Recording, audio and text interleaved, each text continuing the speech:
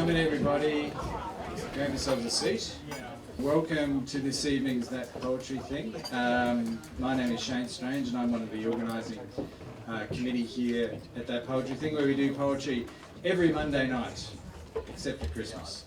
Tonight we have two wonderful things happening. We're hosting Peter Ramm, who's just up the road and has come to do a reading for us to start the evening, and then we'll be handing it over to the University of Canberra writers who are launching their annual first anthology, Crossroads, tonight. So that's fantastic. I want to, give it up.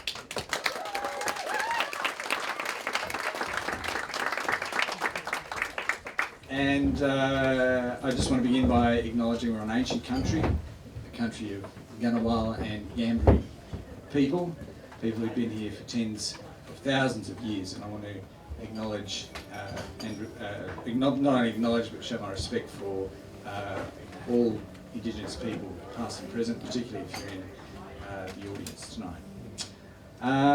So we'll begin tonight with Peter Ramm, Peter's a bit of a mystery man. I only met him a few months ago, and he just appeared out of the ether with his book, first book, Waterlines.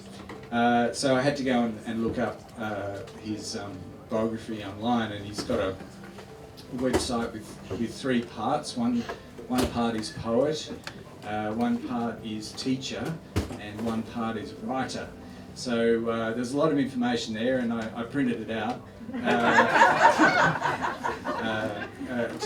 had to cull through, so I'll just go through the relevant details here. So Peter Ramm is a poet and teacher who lives in Gundungurra lands of New South Wales Southern Highlands.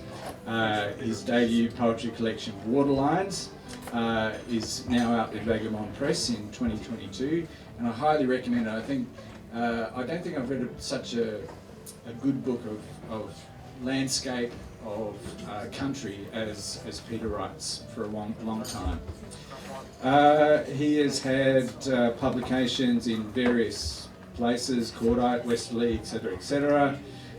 Peter won in 2022, the prestigious Manchester Poetry Prize, and many of his poems have been shortlisted in Australian and international poetry competitions. Let's see, what else you've got. Okay, he's been a resident with Westwards at the Daffodil Cottage and with the South Coast Writer Centre at Wollongong Botanic Gardens.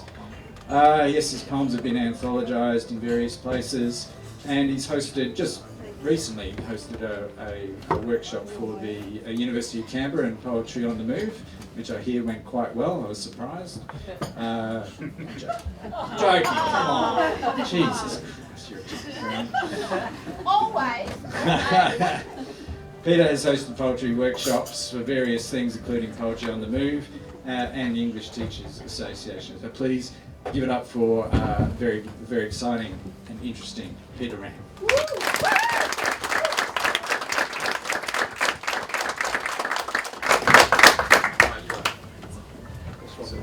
No, you're right. Thanks, Shane.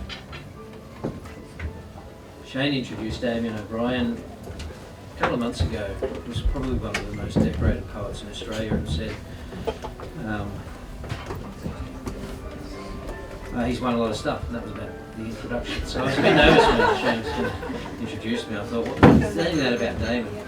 I didn't really say my name and then sit down. Why not even do the whole name? Thanks, Shane. I love the introduction. It's so wonderful to be with you all this evening. A lot of you uni students, congratulations on the publication of your anthology. What an exciting moment to see some of your poems on the page in a book. As a school teacher and an English teacher, it's one of those great motivations, I think, to see students grow in their writing and to see them go on to pursue writing. So I was thrilled to be partnering alongside the University of Canberra tonight for this reading, and just wonderful to be with all of you, and I'm looking forward to hearing your poems, and keep writing. What a great thing. Yeah. Hey, thanks Shane also for acknowledging the traditional owners of the land, and I'd like to pay my respects as well to elders past, present and emerging before I read tonight. I'd like to read a few poems. This is from Waterlines, and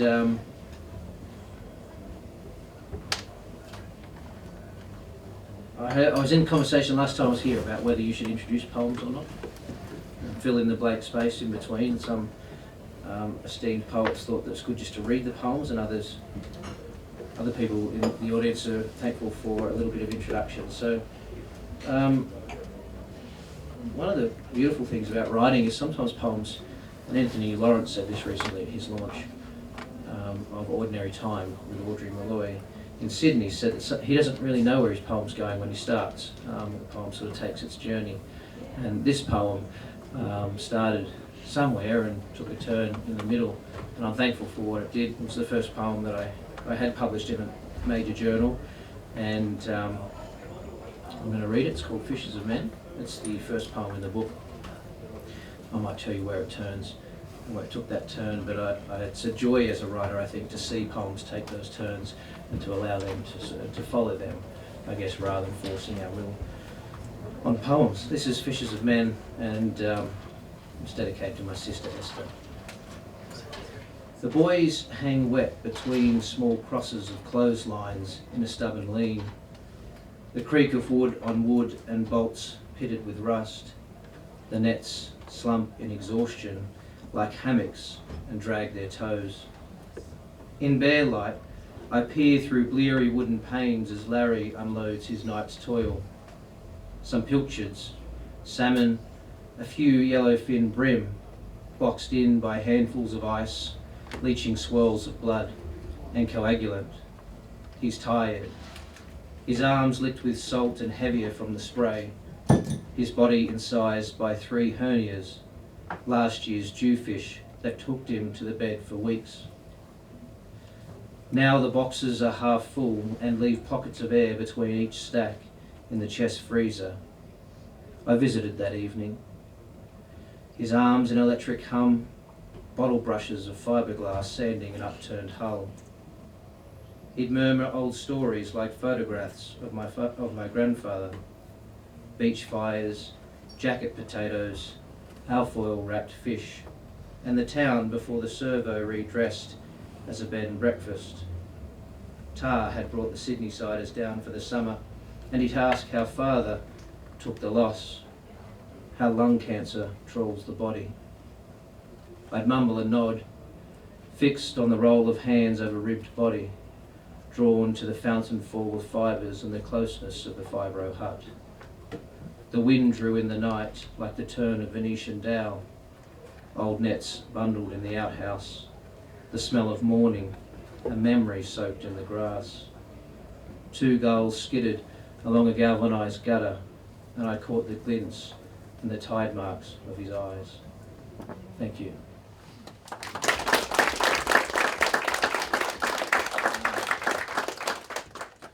Sorry, Kim, if you've heard that one before. Sometimes I start there. That was from my grandfather. The line where it turned was how lung cancer trawls the body, and the poem all at once became about my grandfather who passed away from lung cancer when I was 12, rather than so much Larry.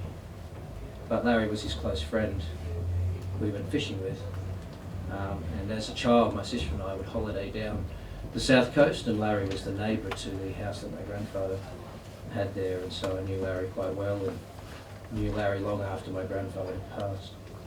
And that was where that poem came from. There you go, a little bit. Now I'm telling you which part of the argument I'm on about whether you should introduce poems or not. This one's a bit different. This one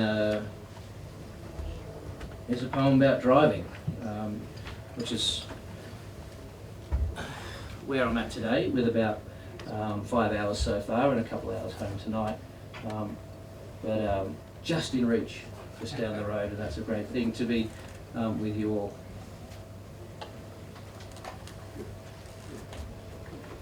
This is Mount Marshall Road at dusk. It's a poem about the road that I have to drive most most days. I had to drive it this morning when there was a road closure because of the floods, or at least a part of our main parking floods near Wollongong. And just a funny poem that sort of came about driving Mount Marshall Road at dusk. Flying foxes migrate across the dusk sky, like the morning's intentions undone, and clouds sink like tea leaves in the great bowl, day casting the last shadow of herself.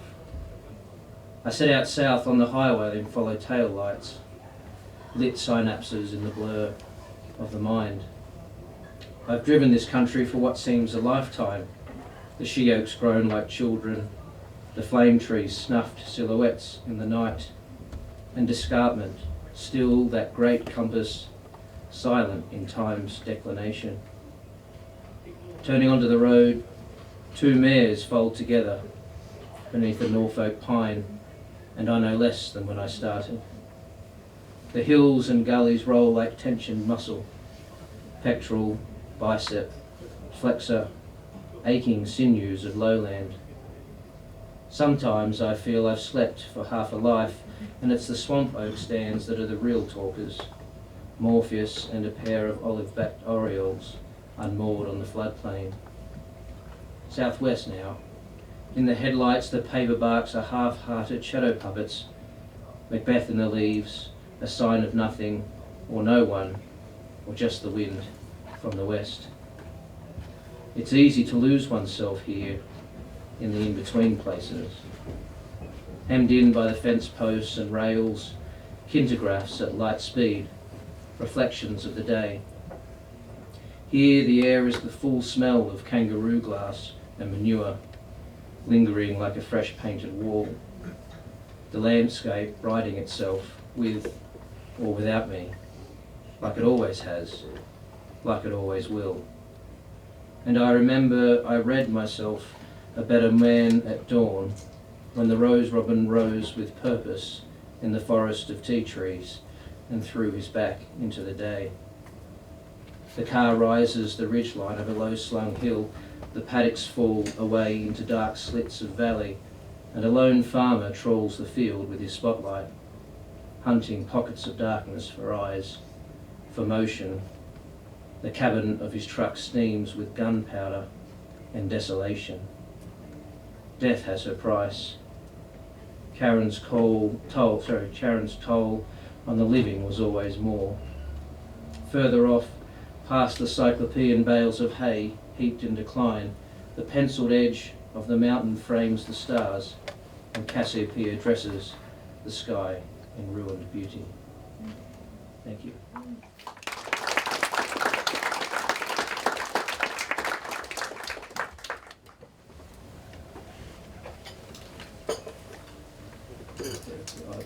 I meant to set a timer and then missed it. I've got some very long poems. I read one of my long poems in Sydney the other night, 165 lines long. It takes about 15 minutes to read, so I won't do that to you. But it was good. Theodore Earl, who was here when I was last here, saved a long poem for his set here, and I was thrilled to hear him, and I thought, oh, maybe I'll do that at Smith's again and steal something from his book, sort of his set, but I didn't. This is a sort of a medium length one, and my children and my wife are at home tonight, thank goodness.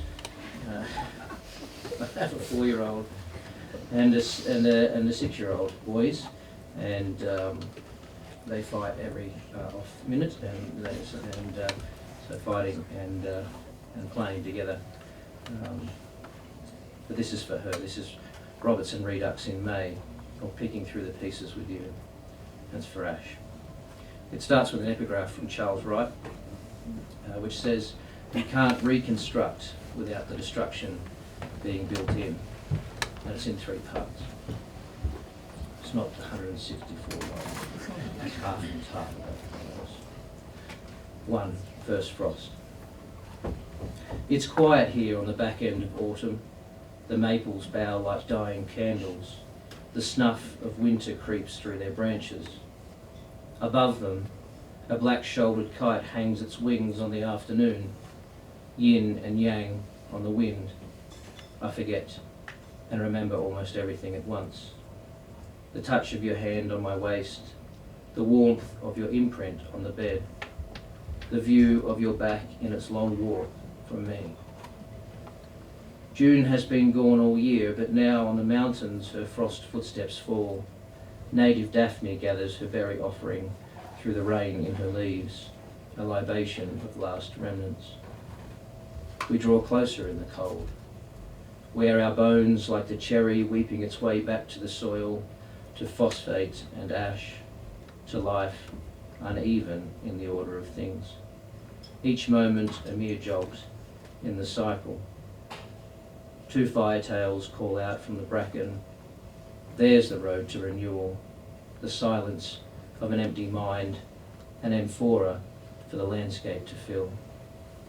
We are dragged together as daylight dismembers itself, Aries warring in the clouds, the sky ablaze like the sacked city of our hearts. Sometimes the body remembers what words fail to say. You are the morning, grey and white, a scarlet robin on barbed wire, the keeper of 1,000 yesterdays. 2. Nightfall in the pine row. Out of our window, a wattlebird strikes at a rose hip. Her beak combs the stem like a seeth, searching for its mark. Her feathers tell a million lives between the lines, ripples over the river Styx. That's the children going to sleep. How lost we have become, blinded by the gold coins over our eyes. Here the house wears the sounds of the children at play, their footprints on the floorboards, the cries of wounded soldiers on a battlefield of lost toys.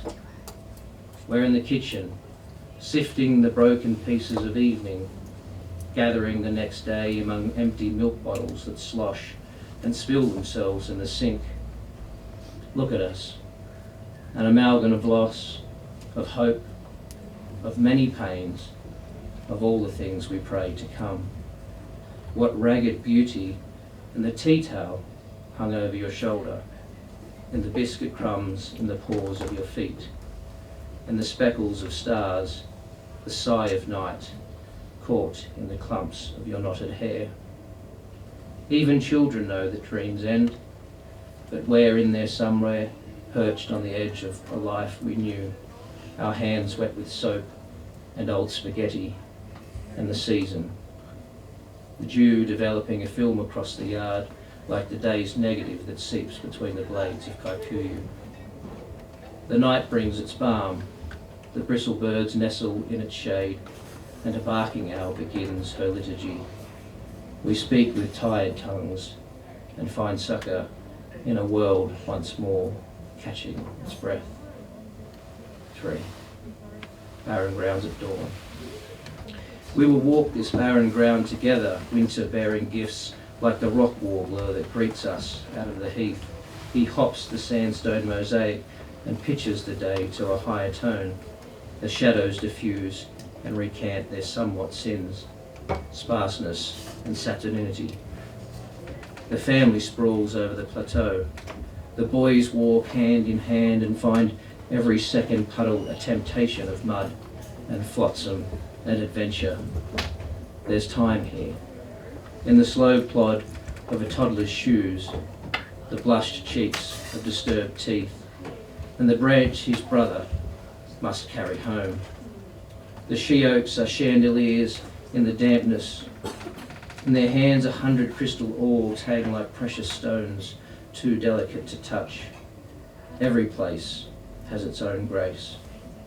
The woodland pours into us, a votive of lantern banksia and yellow bursts of wattle. Even the dagger hakea sheds its name when in flower, intertwined like fingers, white tendrils wrapped in each other. It's enough that you are here, and the equilibrium barely felt can be believed. The twine rush knits the brush like a flushed skin, and the wind breathes cool and warm and full across our faces. We, the givers of alms, the beggars knocking at the temple doors, fall into each other like a remembered dream, like the selves we had always meant to be, like the bounty of she-oak fruit in the pockets of children. Thank you.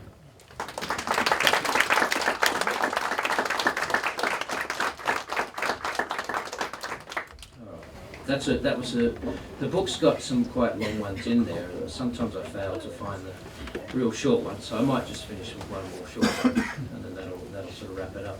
And I'll hand over to the others who have, I'm sure, some wonderful poems to read as well.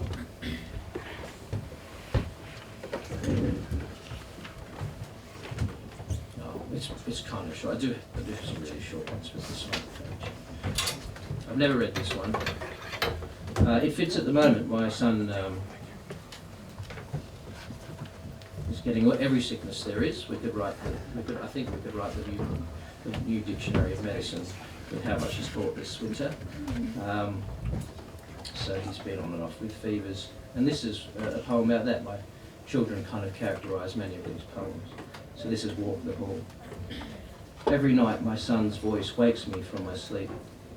His calls like a siren shills me to rise, to drag legs from my bed. It's 1 o'clock. He's strayed far from his dreams, and I walk to catch him. The seconds stumble through the hours like my hand on the wall, in darkness.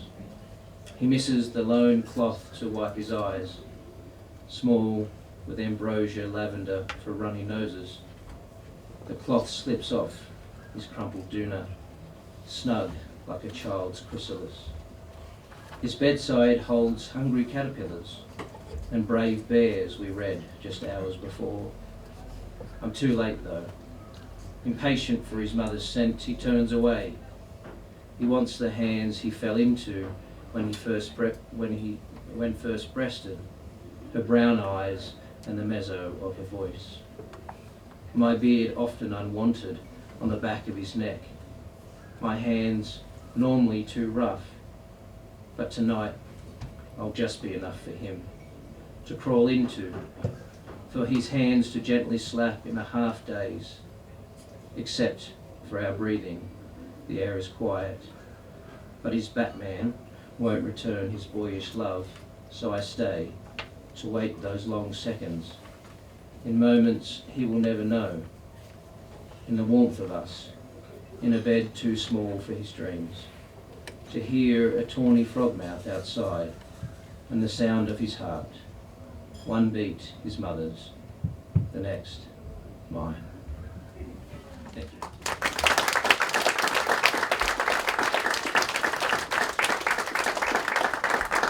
Give it up for Peter Ramm.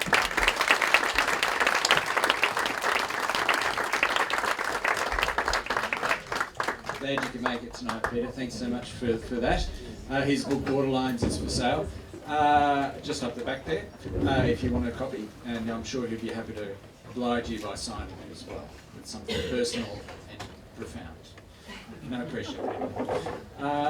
We're going to take a break. It's getting on to 7:30, and so we'll usually take a 15-minute break, so grab yourselves a drink, avail yourselves of the bar and the bathroom and anything else you need to do.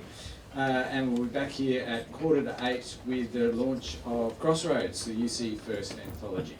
Thank you.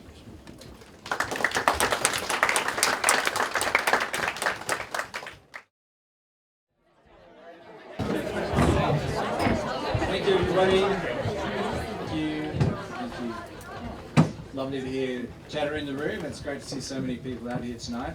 Now I'm going to hand over to Ian McHugh from the writing department at the University of Canberra, who's going to set up the launch for Crossroads. So over to you, Ian. Give him a round of applause.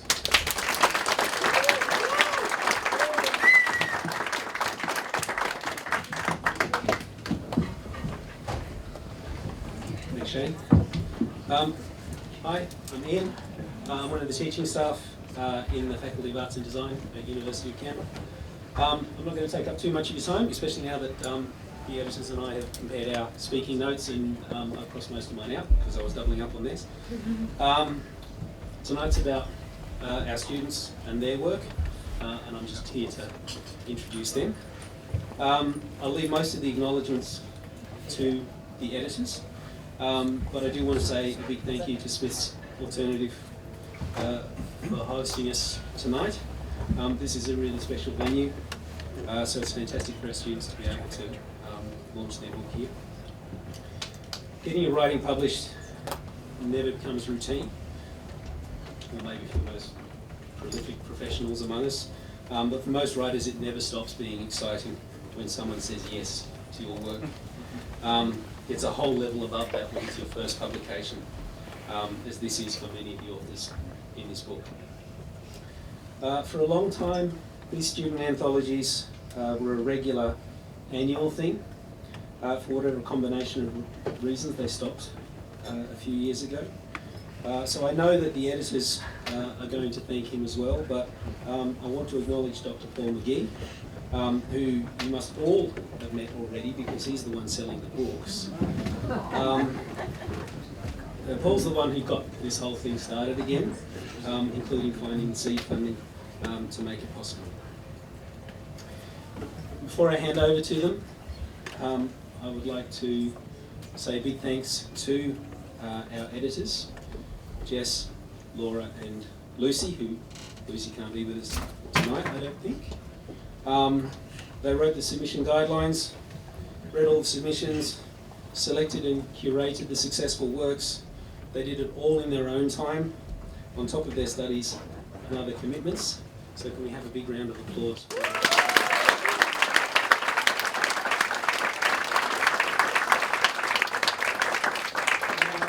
I would like to welcome Jess Bowden and Laura Monaghan to the stage.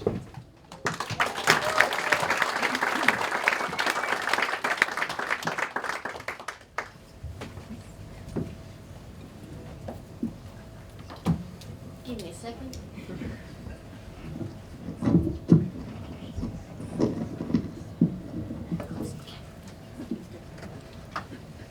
Hi everyone. Before we begin, we'd like to acknowledge the Indigenous elders past, present and emerging that are here with us tonight.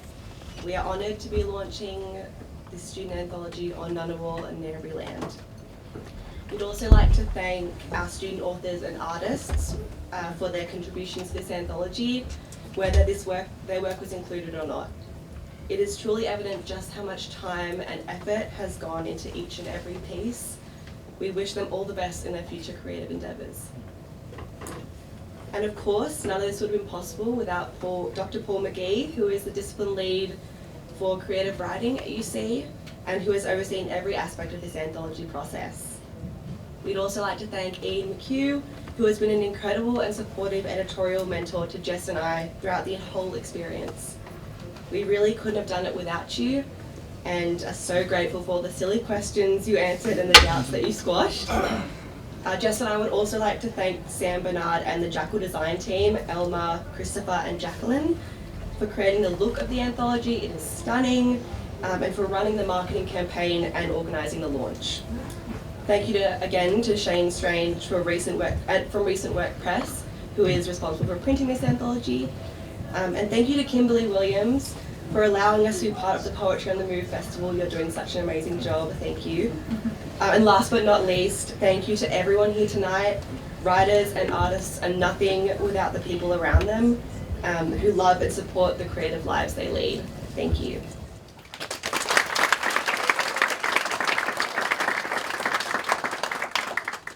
Sorry, I'm a bit shorter than everyone else. I've even got tall heels on too. So if we're being honest, Laura and I had no idea what we were doing when we started.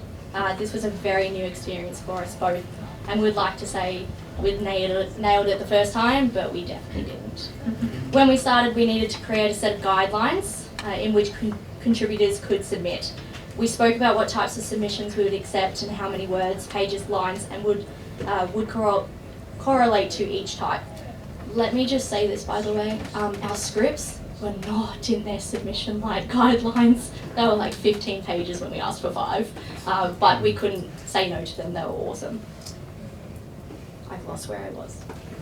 It took a bit of time, but we managed it. After we finalised, we sent them out and hoped we would get some great submissions. Once they started flooding in, we had to act quick to stay on top of them. We each read every submission and spoke multiple times on which ones would be incorporated and which wouldn't. The job was hard, we wanted to include them all, but unfortunately we couldn't.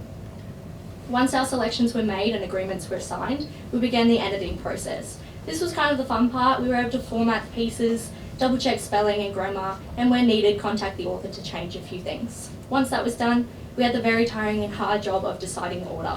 This took the longest time and we were all very shocked about it. We came into this with no real intention on a theme, but we came out of it with two sides of a journey. Starting in a place that is dark and dreary, a place full of pain and anguish, only to come to a crossroads and choose the brighter but harder path to triumph against the hardships, reminisce on the past and fight for happiness in the future. All the pieces fit within this journey, whether they are in the first half or the second. We hope while you're reading that you take a deep look into each piece and see how they might flow together. Now just a word of warning though. We have a surprise within the middle of the journey, an intermission if you will. This is one piece you might not expect. Laura and I love this piece, mainly because of all the submissions. This is the one that was just so out of scope that we couldn't ignore it. This is our intermission, our break from the journey. Set directly in the middle of the pieces, we have a story that will give you a reprieve from before starting the incline. We hope you enjoy our anthology. I know we love producing it.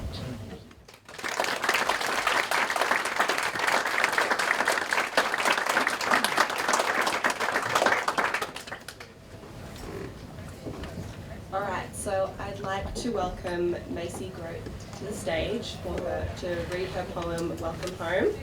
Macy Grote is a Canberran writer of Aboriginal ancestry, specifically of the Wiradjuri people. Macy attended Bergman Anglican School from 2006 to 2018. She has since completed a Bachelor of Arts in Creative Writing at University of Canberra and is currently working towards a Bachelor of Arts honours degree. This poem reflects her discovery of her ancestry and her experience being on country after making this discovery, depicting her struggle between identities. This is her first published work.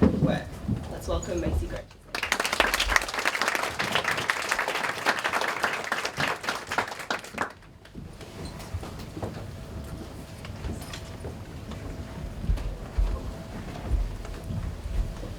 Thank you. Great way to get started. Thank you very much.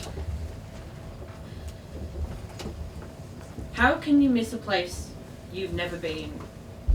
Long for waters and sands you've never seen. Can you call it home if you've never felt the dust coat your soul? Choruses of croaks welcome new country. My ears seek the sounds of gentle flowing streams. My body may only be 60% water, but my soul makes up the difference. The murmurs of the creek ask me to follow and learn the secrets of the land.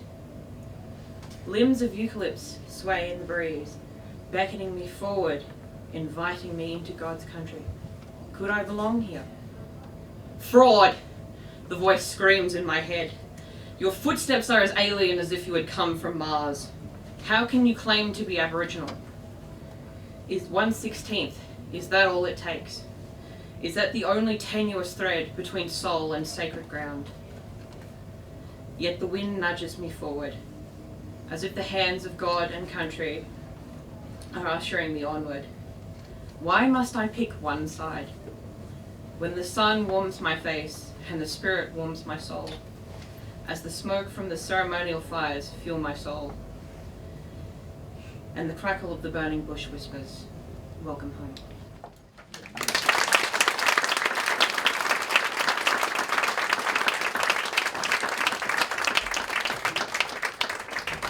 Thank you, Maisie.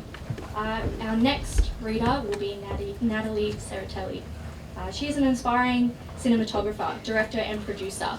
Natalie has a Bachelor of Arts degree specialising in film production and has produced and directed a music video for a Canberra brand. Natalie writes about her feelings to develop her emotional intelligence, as she believes that is a fundamental skill to have and assists with visual conceptualization. That's a big word, Nat. Conceptualization in filmmaking. Natalie has grown fond of psychology and self-empowerment books. When she is not pursuing a creative project, Natalie spends time with her family and friends, goes to the gym, likes to model, and works as a learning support assistant. Natalie is hoping to travel again soon. Welcome, Natalie, please.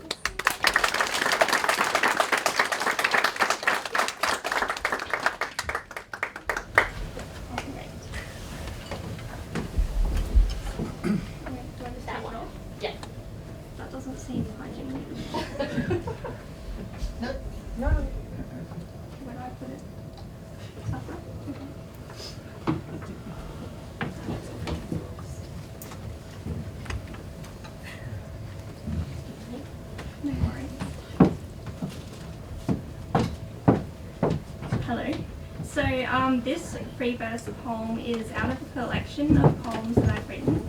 I wrote this quite fast, it was exactly what I was feeling at the time, and I was trying to understand lust, as I could never quite understand how some people can manipulate and take what they want out of greed or to make their ego feel better.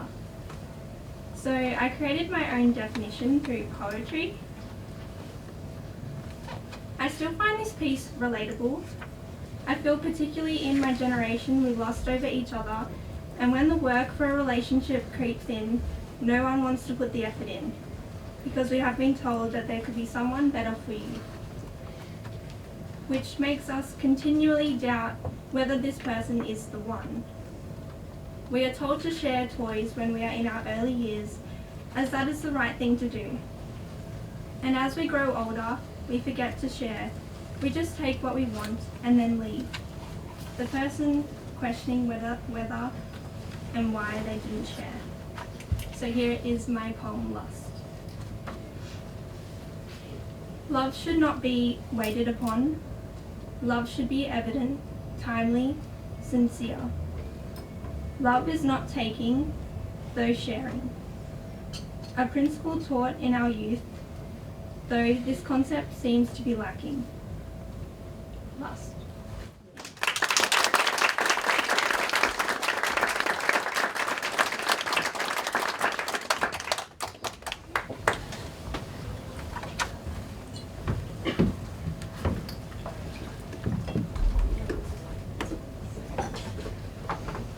I would now like to welcome Georgia Croker with her poem Springtime Friends.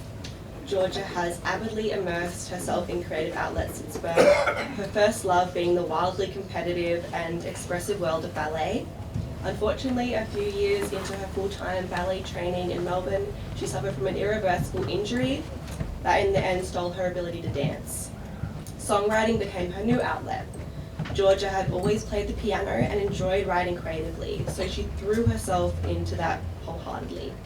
Georgia finds that words feel quite musical.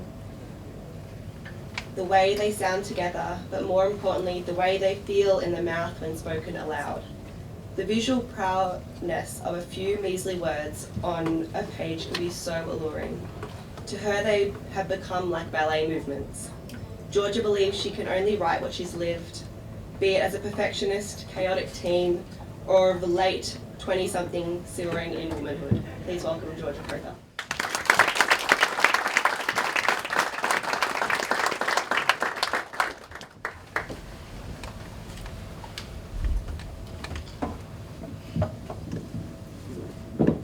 I am way too short for this microphone.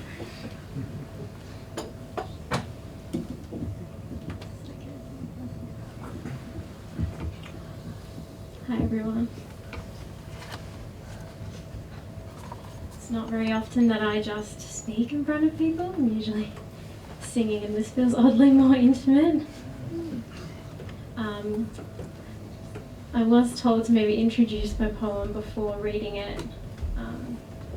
It's maybe one of the more light-hearted ones I've written, and I wanted to explore childhood, I guess. I guess when people ask you what it was like growing up, I always just talk about theatres and ballet studios, and I forget that I spend so much time outside, and maybe it's a 90s kid thing and before. But I wanted to illustrate that in this, so I hope at the very least it makes sense. Springtime Friends. Thrown fruit over the fence, they parley. Wordless offerings as playtime peaks, sticky drips from lips and dimpled cheeks. Little hands battle up the lemon tree, sour yellow, teeth peering between pulp shapes. Thrown fruit over the fence, they parley. In the toppling, eyes skinny dip and peak, pink, green, sweat, sweet huckleberries, sticky drips from lips and dimpled cheeks. Cheeks ache. Little laughs run from the fluff of bird wings and fighter plane beaks. Thrown fruit over the fence, they parley. Hi, bug.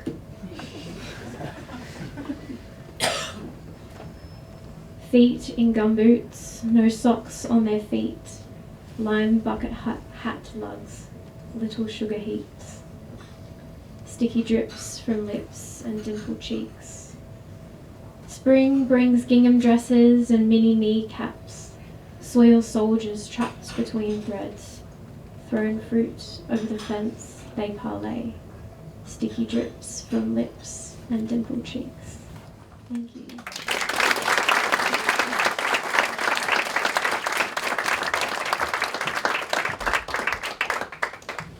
Thank you, Georgia. Last but not least, we have our last reader. Now, this is the one that is actually our intermission. This we'd love for you to read. This is why we chose this one, because it's just so different from all the other ones, and we hope you enjoy it as much as we do. This is Jesse Wells. It's called Food Fight, and you'll see why. This is his bio. When he thinks of first, particularly first in writing, he thinks of his first award in writing. He was in year 5 and wrote a silly story about hunting tigers in a jungle with his dog. He won an author's award, a gold engraved pen with his name on it. 10 years later, he's still writing silly stories. This is his first publication, and with the same pen that he got, he is now writing his first biography. Born in Bathurst, Jesse lives in Canberra with his dog, Chipotle, and hunts tigers with her endlessly. He still hates his vegetables and continues to play with his food. Please welcome Jesse.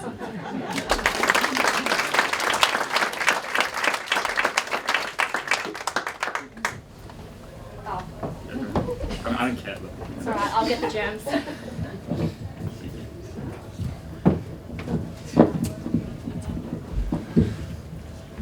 Hello everyone. My name is Jesse. I'm from a little country town in Bathurst. I'm 23 years old, come to Canberra, living up in a little country town on a big farm. You don't really get to do a lot, it's very quiet out there, so a lot of time kind of practice jokes, kind of like, you know, get some good stuff going. 10 years later, I've been practicing. I really hope you enjoy it. Very quickly, I just want to say a big thank you to Paul and Ian, everyone from the team here, the editors, ladies, thank you very much. My grandpa, always reading my work, and my friends Tom and Nick for coming tonight. Oh, and Kimberly as well, of course. I wrote the story and assignment, and she encouraged me to write it here, so here we are. So thank you very much. Cool. My story is called Food Fight. Pardon me. So across the gorges of Bravey, the humps and dips of the sourdough plains, and the blast of broccoli trees, the end of the age-old conflict had begun. A young pea sausage held his prisoners captive, and a tomato began to cry. Scanning over the peppered landscape, the young Frankfurter shivered. Oh, what a disaster he had got himself into. This is well above his status on the food pyramid, something only the larger wieners would know how to deal with. He was only a cadet thrown into a situation that only saw him as meat for fodder, expendable. I'm more than just food, aren't I thought. I thought I was bred for something greater than this. The 3 captives behind him refused to answer. Let's acknowledge his existential crisis. Outside his makeshift shelter, Frank watched apprehensively as the vegetables launched their final counterattack on the meats. Under the remnants of the enlarged dill they used as a makeshift shelter, the small group were largely invisible to the enemies. But so were they to his teammates too, however.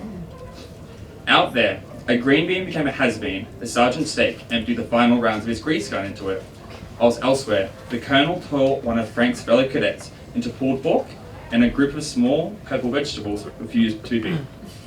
They were not ready to die. It was indeed a feeding frenzy. Inside, the tears were turning Tom the tomato's skin a shiny cherry red, rinsing away the beefy innards he'd been covered in just moments before. Potato guns showed no mercy, particularly at close range, he discovered. Sitting next to him, tied upon hard sugar cube seats, Cara the careful carrot, and Berg the laid-back lettuce watched as a single sausage surveyed the surroundings. He's probably deciding what to do with us, Tom thought. If he was to reveal his spot, our troops would turn him into mincemeat. To wait here, though, what could he do to us without compromising his position? Had he heard correctly when the sausage spoke earlier? Did he perhaps have a conscience? A ridiculous thought, Tom. He's a sausage, a literal meathead. As if hearing his name, Frank turned on the spot and trudged over to Tom, feeling the worst he had been. He noticed Tom's tears, which had now flowed together into rather large streams and had gathered in a salty pool at the bottom of their seats. Gazing up through small, blackberry-shaped eyes, Tom asked, "What will you do with us? Please don't hurt us. I don't want to die yet." Frank's eyes grew wide, taking in the other two vegetables. All of them looked young, fresh, vibrant, probably in their prime, only a few weeks old. And yet, here we all are, all part of the Last Supper. We aren't that different, you know, a voice broke through. Crisp, sultry. Here's some food for thought, sausage. Let us go, and we can all escape from this. This food fight is not between us, fresh fruit, and you. We were drafted, just like you, I imagine. Don't you want to escape? Can't win alone, we both know that. And if you wanted us dead, we'd be rotten already. Kara spoke cautiously. Frank understood his chances. He had known from the moment he had chosen to take them captive, rather than leave them out to dry. Your chances are way better off with us, bro. It doesn't take an egghead to know that, Berg called out. Frank stroked his thin face. What if they run away? What's stopping you from escaping the minute I untie you? Frank questioned, circling the trio. We can't elope. We'll be killed, sulked Tom. I vote we wait. Wait until dark. It's only a few hours away now, surely. Then we can get out of here and make a sprint for a gravy boat. They'll never catch up to us. Kara added. Frank agreed and thought, we're in a rather large pickle, aren't we? While darkness forked its way over the foodscape, Frank slept ignorantly at the entrance to the blockade as Tom undid the ties binding Kara and Berg. It's almost like you didn't care at all about what you said, Kara giggled quietly. It's pretty sweet, wasn't I? Returned Tom, whose tears had simply melted his sugar sweet away.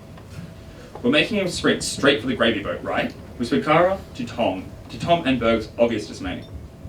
Only a few footsteps away, Frank slumbered on. He dreamt of going home to his parents, his identical brothers and sisters, all awaiting his timely return. He dreamt of seeing young, pretty Victoria, the veal fillet again, a girl well above him in his neighbourhood. Maybe he could take her to the meatball, if he'd let him. He'd ask her as soon as he escaped and returned home. She'd have to take him then. He'd proven he was no chicken. Dreaming they were moving to the sound of the singing purple bee, Frank and Victoria had their hands on each other, dancing alone on the stage. I would do anything for love, but I won't do that, Vic sang. And Frank and Victoria danced gracefully, pirouetting and two-stepping with poise. Suddenly, Victoria's grip on Frank grew abnormally stronger, harder, bruising his skin like she was under a spell. She grabbed his side, his arms, his hands, and viciously brought them together behind his back. Her expression changed, her once young features aging within seconds to the sound of the tune, turning from a beautiful pink to a well-done grey. The wrinkles on her skin began to sag, leaving thick, red, gaping holes all over her, as if she was pulled apart by imaginary claws. Tom, Berg, and Kara finished tying Frank's hands just as he began screaming. It's time to go. Quickly now, urged Kara. Frank's eyes, adjusting to his new situation, realized he had barely escaped his nightmare. His eyes begged for answers, just a small boy not aware of the cruel world he had been born into. It's cheesy, but we're really sorry, Frank. We really are. The three vegetables stood in a semicircle around him. Before Frank could plead for mercy, Berg put a finger to his lips. Frankie boy, there's only one thing we have to say to you. Almost in unison, they spoke. You just don't make friends with salad.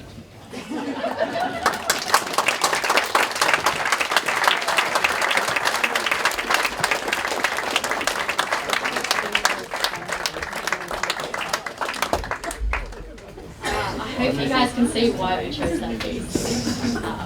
We couldn't get it out of our heads. We just want to say a massive thank you for everyone to coming here. Thank you to all our readers as well. We handpicked you guys because we know you do great and you have, so thank you so much. Now, I suppose our book is officially launched, which is really exciting. So thanks for everyone that made it happen.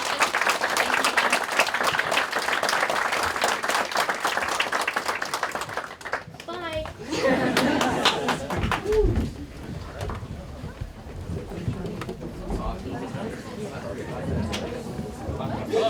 Everybody buy our book because we're already sold out.